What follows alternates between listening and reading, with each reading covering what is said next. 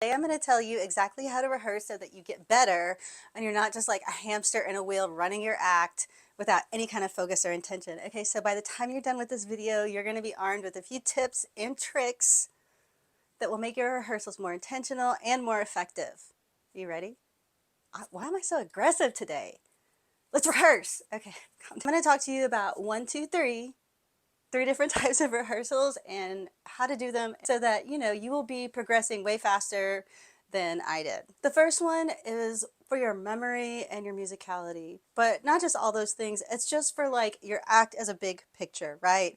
Memory, musicality, maybe the staging, it kind of depends, but this is when you're going to do your act all the way through and you're really trying to look at it or feel it out from a broader perspective. You know what I mean? You're not lost in the details. You're thinking about it with a broader view. I hate to say rules, but I have some certain things that I consistently do when I'm doing rehearsals for my act. And one of them is wearing some element of my costume and the shoes as much as I can. Especially if you come from the dance world. If you come from a dance world or maybe even a circus background, you might be thinking like, I don't want to forget my choreography. I don't want to forget my choreography. And you completely lose track of how much rehearsal is actually needed to take off the most basic things. You want it to be muscle memory. You want it to be so effortless. You want it to be so cool and slick.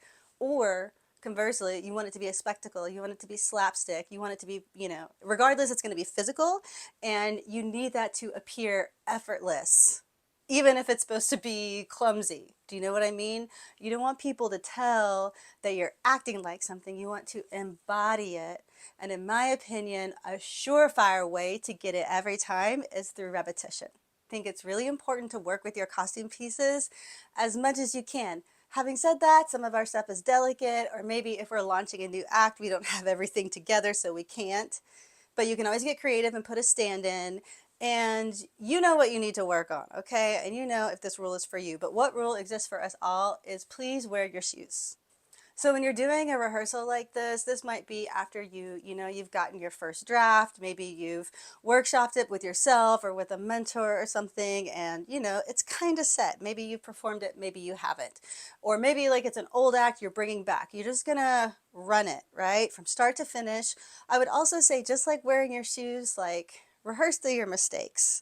If you're running an act, especially rehearse through your mistakes if you can. Don't stop the music and start over. That's not like reality when we're on stage. We don't get to stop the music and start over. So don't train that way, because then it will teach you also how to overcome. I have a video about that. Didn't I do a video about that? I can't even remember. Maybe I'll link it. Maybe I'm lying.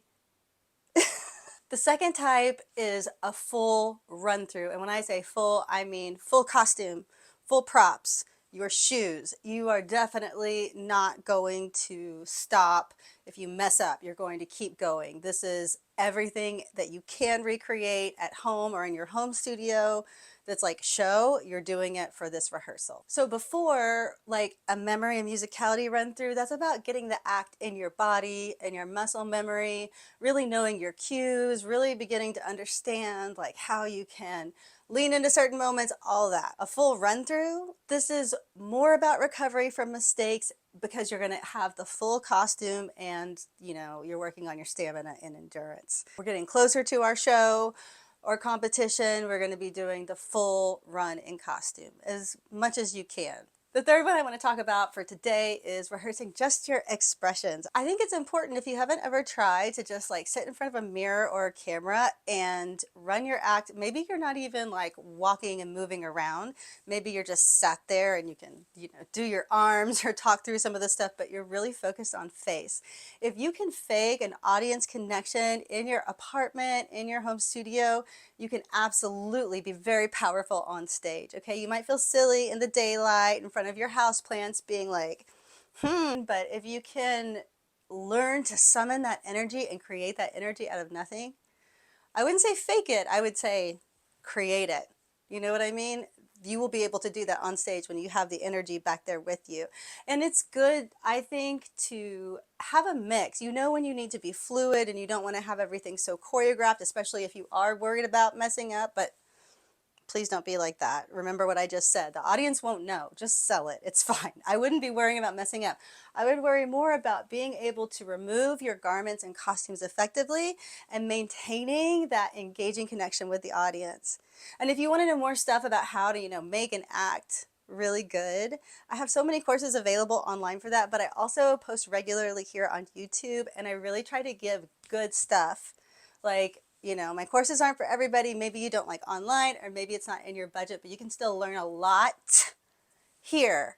At least I think so. And you're welcome to ask me anything you want in the comments as well. I hope y'all found this helpful, and I will see you next time. Bye.